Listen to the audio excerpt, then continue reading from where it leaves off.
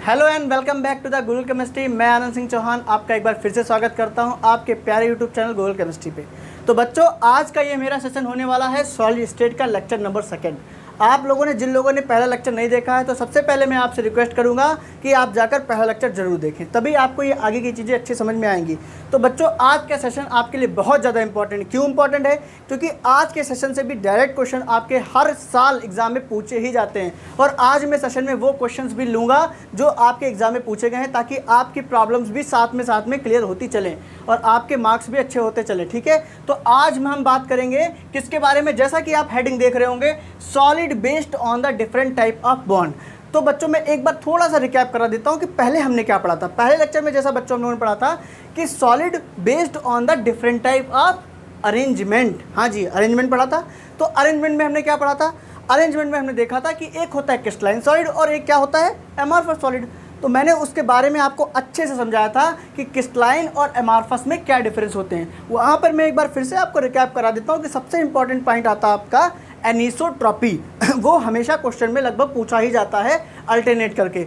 Anisotropy मतलब कौन सा आपका एनिसोट्रॉपिक होगा और कौन सा आपका आइसोट्रॉपिक होगा। वहाँ पे बहुत ज़्यादा कन्फ्यूजन होता है। तो आज का मेरा आपसे एक क्वेश्चन ये है कि what is the difference between the anisotropic and isotropic. आपको कमेंट बॉक्स में कमेंट करके इसका आंसर देना है अगर आपने लेक्चर देखा है हमारा तो अब स्टार्ट करते हैं आज आपका अपना लेक्चर। ठीक है, देखिएगा, solid based on different type.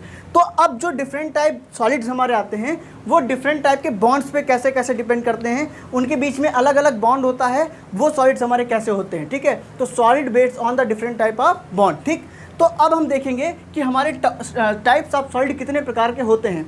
अब यहाँ पर हम देखते हैं पहले नंबर में टाइप्स ऑफ सॉलिड कौन कौन से होते हैं, फिर उसके बाद हम उसके बारे में, उसके एग्जांपल्स के बारे में बात करेंगे, और वहाँ से कैसे आपसे क्वेश्चन पूछाता है वो क्वेश्चन भी हम आपको बताएंगे जो आपके बैक ईयर में पूछे गए हैं। तो बच्चों, ध्यान से देखिएगा, हमारा सबसे पहला अगर हम देखें, अगर हम यहाँ पे टाइप्स ऑफ सॉलिड में सबसे पहला देखें तो आपका आता है मॉलिक्यूलर बॉन्ड।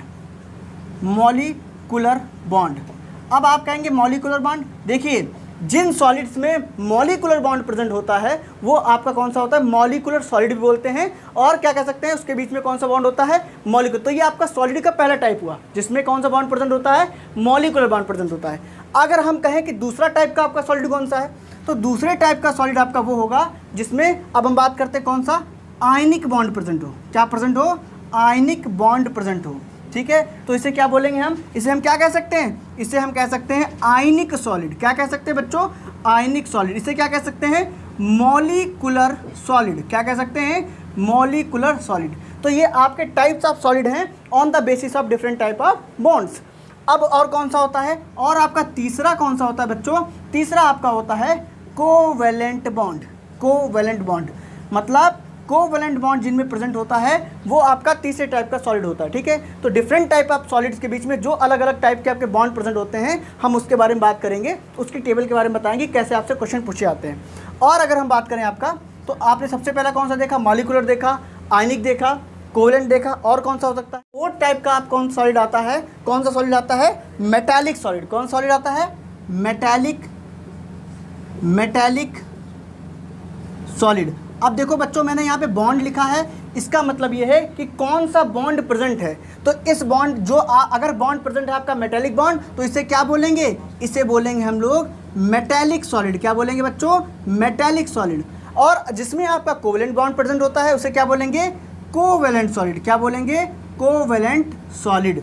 तो आपके ये 4 टाइप्स के सॉलिड्स होते हैं जिनमें ये 4 टाइप्स के डिफरेंट बॉन्ड्स प्रेजेंट होते हैं। तो आपका पहला कौन सा हो गया? मान लीजिए मॉलिक्यूलर सॉलिड जिसमें आपका मॉलिक्यूलर बॉन्ड प्रेजेंट होता है। दूसरा आपका हो गया आयनिक सॉलिड जिसमें आपका आयनिक बॉन्ड प्रेजेंट होता है। तीसरा आपका हो गया कोवेलेंट सॉलिड जिसमें आपका कोवेलेंट बॉन्ड प्रेजेंट होता है। चौथा आपका हो गया मेटालिक सॉलिड जिसमें आपका मेटालिक बॉन्ड प्रेजेंट होता है। ठीक है, अब मैं आपको यहाँ पे बताऊँ जो आपके मॉलिक्यूलर बॉन्ड सॉलिड्स होते हैं, मॉलिक्यूलर सॉलिड्स में भी डिफरेंट 3 टाइप्स के डिफरेंट आपके सॉलिड प्रेजेंट होते हैं। कौन कौन से?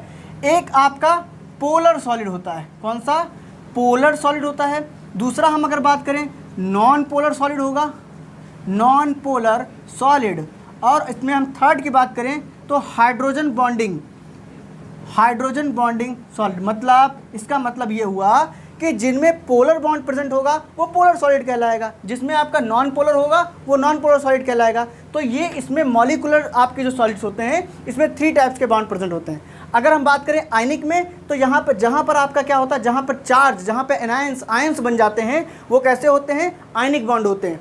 कोवेलेंट आप जानते हैं, मेटेलिक के एग्जाम्पल्स अभी मैं एक टेबल बनाने वाला हूँ, उस टेबल में हम इन सब के बारे में एग्जाम्पल्स क्या होते हैं, टाइप्स कैसे होते हैं, गुड कंडक्टर होते हैं या बैड कंडक्टर होते हैं, उस टेबल में इन सारे बॉन्ड्स की समरी होगी। वहीं से मैं आपको क्वेश्चन सॉल्व करके दिखाऊंगा कि आपसे कैसे कैसे क्वेश्चन आपके क्वेश्चन पेपर में पूछे गए हैं, ताकि आप अच्छे से अपनी तैयारी कर पाएँ। ठीक है, तो अब मैं दिखाने जा रहा हूँ आपको टेबल इसके ऊपर। तो बच्चों आपने अभी तक देखा कि डिफरेंट टाइप्स के आपके solid on the basis of bond, जो मैंने आपको बताया कि मॉलिकुलर, आयनिक, कोवेलेंट, ठीक है, मेटेलिक, ये 4 मैंने आपको बताए। फिर हमने आपसे कहा कि आपको मैं एक टेबल बना के दूंगा जिसमें उसकी सारी समरी होगी। इस टेबल से आपको इसके बाहर कुछ पढ़ने की ज़रूरत नहीं है। जो भी क्वेश्चन पूछे गए, जो भी आज तक इससे रिलेटेड टाइप्स ऑफ बॉन्ड से क्वेश्चन पूछे गए हैं सॉलिड के, वो सारे आपके आंसर आपको यहाँ मिल जाएंगे। मैं एक बार इस टेबल को आपको बता देता हूँ कि कैसे कैसे इसमें मैंने क्या लिखा है या क्या क्या आपको पढ़ना है। ठीक है, तो हम 1 बाय 1 देखते हैं कि कौन कौन से टाइप के आपके बॉन्ड्स होते हैं और उनके एग्जाम्पल्स क्या होते हैं। ठीक, अब बात करते हैं हम टाइप्स ऑफ सॉलिड में। जैसा कि मैंने आपको पहले अभी बताया कि मॉलिकुलर, आपका आयनिक solid, metallic solid and covalent solid. अब हम बात करते हैं कि देखिएगा, मॉलिकुलर सॉलिड में मैंने आपको बताया कि 3 टाइप्स के आपके बॉन्ड प्रेजेंट होते हैं, 3 टाइप के आपके सॉलिड उसमें होंगे, non polar, polar and hydrogen bond. तो 1 बाय 1 हम इसके बारे में डिस्कस करेंगे कि इसके एग्जाम्पल्स क्या हैं। देखिए, नॉन पोलर का मतलब क्या होता है, नॉन पोलर का मतलब होता है जिसमें पोलरिटी ना हो। तो इसके अंदर आपके जो कांस्टेंट पार्टिकल होंगे वो भी कैसे होंगे, वो भी नॉन पोलर होंगे। अगर हम उसके अंदर बॉन्डिंग फोर्स की बात करें, कैसा बॉन्डिंग फोर्स होगा, लंदन फोर्स होगा और डिस्पर्सन फोर्स होगा। आई होप कि आपको लंदन फोर्स और डिस्पर्सन फोर्स पता होगा। अगर नहीं पता है तो आप गूगल केमिस्ट्री पे सर्च कर सकते हैं। ठीक है, अब हम इसके एग्जाम्पल्स की बात करें। देखो बच्चों, ये जो एग्जाम्पल्स हैं ये आपके मोस्ट इंपॉर्टेंट है। क्यों? क्योंकि आपके एग्जाम में डायरेक्ट एग्जाम्पल ही पूछता है ये किसका एग्जाम्पल है। आपसे अगर पूछ लेगा इसमें कैसे कांस्टेंट पार्टिकल हैं, या एग्जाम्पल देके पूछ लेगा इसमें कौन सा बॉन्डिंग फोर्स प्रेजेंट है, तब आपको ये सारे बताने पड़ेगी। टेबल नहीं बनानी पड़ेगी, लेकिन आपको डायरेक्ट एग्जाम्पल देगा। अगर आपने मान लीजिए एग्जाम्पल के तौर पे आपको उसने कहा कि सॉलिड CO2 में बताइए कि कौन सा बॉन्डिंग फोर्स प्रेजेंट है, तो आपको बताना पड़ेगा कि सॉलिड CO2 में आपका लंदन फोर्स प्रेजेंट है। तो इसीलिए आपको इसके एग्जाम्पल भी याद होने चाहिए। तो जैसा कि आप देखेंगे कि लंदन फोर्स में का एग्जाम्पल अगर देखें हम नॉन पोलर में, तो आपका सॉलिड CO2 होता है, H2 होता है, I2 होता है। तो आपसे यही क्वेश्चन डायरेक्ट पूछे जाते हैं एग्जाम्पल के तौर पे। ठीक है, अगर हम आगे बात करते हैं पोलर में, तो पोलर के कांस्टेंट पार्टिकल कैसे होंगे। पोलर कहाँ बनता है, जहाँ पर आपका चार्ज प्रोड्यूस हो जाता है, तो उसके मॉलिक्यूल्स कैसा होगा, पोलर होगा, वहाँ पोलरिटी होगी। फिर वहाँ पे कैसा, डायपोल इंटरेक्शन। आपसे कहा बॉन्डिंग फोर्स कैसा है, तो डायपोल इंटरेक्शन है। ठीक है, अब अगर हम उसके एग्जाम्पल की बात करें तो वहाँ पर आपका HCl आएगा, SO2 आएगा। तो यहाँ पर आई होप कि बताने की जरूरत नहीं कि HCl में आपका डायपोल इंटरेक्शन कैसे होगा। आपको सबको पता है आपका क्लोरीन कैसा है, क्लोरीन बहुत ही ज़्यादा इलेक्ट्रोनेगेटिव है, तो चार्ज डेंसिटी को अपनी तरफ खींच लेगा, तो इसके ऊपर नेगेटिव, इसके ऊपर पॉजिटिव चार्ज डेवलप हो जाएगा, इसीलिए ये पोलर है। ठीक है, आपको इसका एग्जाम्पल भी याद होना चाहिए क्योंकि एग्जाम्पल से ही एग्जाम में पूछता है आपसे। अगर हम नेक्स्ट की बात करें, हाइड्रोजन बॉन्डिंग वाले सॉलिड कैसे होते हैं, जहाँ पर हाइड्रोजन बॉन्डिंग प्रेजेंट होती है, उसका क्या है कि वहाँ पे आपके H बॉन्ड होंगे। H बॉन्डिंग का मतलब क्या होता है, जो बॉन्ड हाइड्रोजन से मिलकर बने होते हैं वो आपके H बॉन्डिंग होते हैं। फिर आपको क्या होगा, आपका इसका एग्जाम्पल क्या हो, सबसे इसका बेस्ट एग्जाम्पल आपका क्या है, आइस, H2O। यहाँ पे क्या प्रेजेंट होता है, आपका हाइड्रोजन बॉन्डिंग होता है। ठीक है, अब हम नेक्स्ट की बात करते हैं। नेक्स्ट देखिएगा, आयनिक सॉलिड। आई होप कि ये तो सबको पता होगा आयनिक सॉलिड मतलब क्या होता है। आयनिक मतलब क्या होता है, जहाँ पर आयंस बनते हैं, एनायंस बनते हैं। तो अगर आप यहाँ पर देखें आयनिक सॉलिड में, तो बिल्कुल कांस्टेंट पार्टिकल कैसे होंगे, एक आपका पॉजिटिव प्रेजेंट होगा तो दूसरा कैसा प्रेजेंट होगा बच्चों, बताओ, नेगेटिव प्रेजेंट होगा। तो जब पॉजिटिव और नेगेटिव आपस में मिलते हैं तो वहाँ पर कैसा सॉलिड बनता है, आयनिक सॉलिड बनता है।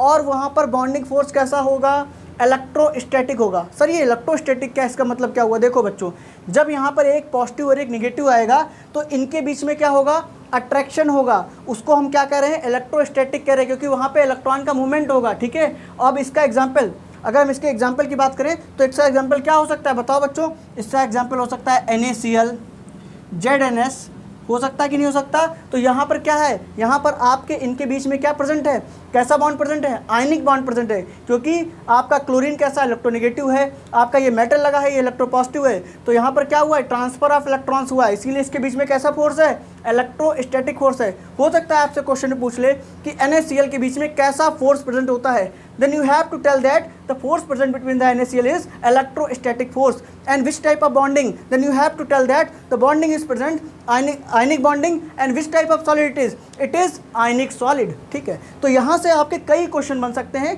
सारे क्वेश्चन यहाँ से आपके कवर होंगे। मैं अभी आपको आपके आंसर्ड से क्वेश्चन देख के बताऊंगा ताकि आपको बिलीव हो जाए कि इसी से डायरेक्ट क्वेश्चन आपसे पूछा जाता है। नेक्स्ट टाइप की बॉन्डिंग की अगर बात करें तो आपका आता है मेटेलिक सॉलिड।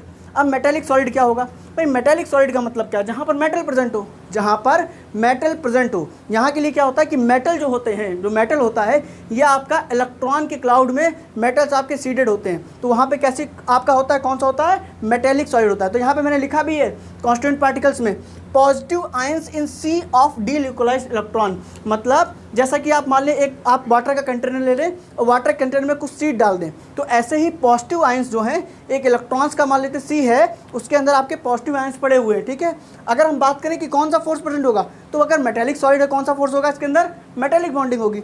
तो अगर मैं आपसे पूछूं इसका एग्जांपल, तो इसका एग्जांपल तो आप सभी लोग बता सकते हैं क्योंकि ये मेटल्स के बारे में बात कर रहे हैं। तो मेटल्स जैसे आपका क्या एग्जांपल है, कॉपर हो गया, Ag हो गया, आयरन हो गया, तो यहाँ पे आपके कौन से एग्जांपल्स हो सकते हैं, जो भी आपके मेटल के एग्जांपल हैं वो किसके अंडर आएंगे, मेटेलिक सॉलिड के अंडर आएंगे। नेक्स्ट की अगर बात करें कोवेलेंट सॉलिड, ठीक है, तो कोवेलेंट सॉलिड में अगर आपसे पूछे कि उसके अंदर कैसा फोर्स होगा, तो कोवेलेंट अगर सॉलिड बन रहा है तो फोर्स कैसा होगा, वहाँ पर कोवेलेंट ही फोर्स होगा आपका। ठीक है, तो अगर उसका एग्जाम्पल ले लिया जाए तो डायमंड हो गया, ग्रेफाइट हो गया, they are the best example for that covalent solid.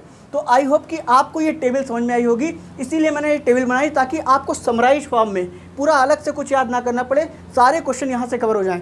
अब मैं आपको दिखाता हूँ कि आपके एग्जाम में डायरेक्ट क्वेश्चन कैसे पूछेंगे। कुछ मैं आपको एग्जाम्पल देता हूँ, जैसा कि आप देखिए कई बार ये क्वेश्चन आ चुका है कि आपका सॉलिड SO2 एंड NH3 ये किसके एग्जाम्पल हैं, सॉलिड SO2 और NH3 आपका किसके एग्जाम्पल है। आपसे पूछा गया विच टाइप ऑफ एग्जाम्पल, या किस सॉलिड के एग्जाम्पल हैं, तो सॉलिड SO2 वगैरह जो आपके एग्जाम्पल किसके हैं, पोलर के एग्जाम्पल है। किसके एग्जाम्पल है, देखिए ये लिखा हुआ है SO2, तो ये किसके एग्जाम्पल हैं, आपके पोलर के एग्जाम्पल हैं। इसीलिए मैंने कहा कि आपको बहुत ध्यान से पढ़ना है, क्योंकि आपको एग्जाम्पल देगा और पूछ लेगा भाई ये कौन टाइप का, किस टाइप का सॉलिड है, फिर पूछ सकता है इसके अंदर कॉन्स्टेंट पार्टिकल कैसे हैं and which type of bonding force is present.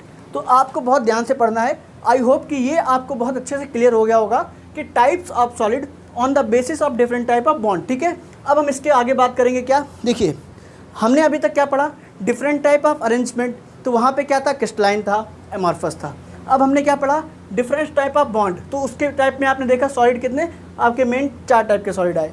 अब इसके आगे जो हमारा NCERT सिलेबस के अकॉर्डिंग है, वहाँ पे हमें पढ़ना है क्रिस्टल लैटिस। क्रिस्टल लैटिस क्या होता है, फिर उसके बाद आपको पढ़ना है क्रिस्टल पॉइंट क्या होता है, लैटिस पॉइंट क्या होता है, फिर उसमें आपको पढ़ना है यूनिट सेल क्या होता है। अगर आपको 3 पॉइंट, क्रिस्टल आपका lattice point, crystal lattice, unit cell अगर आपको क्लियर हो गया, तो उससे रिलेटेड जितने भी आपको न्यूमेरिकल हैं या उससे रिलेटेड जितने भी क्वेश्चंस आपके पेपर में बनते हैं, वो भी आप बहुत अच्छे से कर पाएंगे। तो आई होप आपको ये टेबल अच्छे से क्लियर है। अब हम बात करेंगे अपने नेक्स्ट सेशन में कि हम क्रिस्टल लैटिस क्या होता है, लैटिस पॉइंट क्या होता है। तब तक के लिए आप कमेंट करिए अगर आपको कोई डाउट है। Take care, bye bye.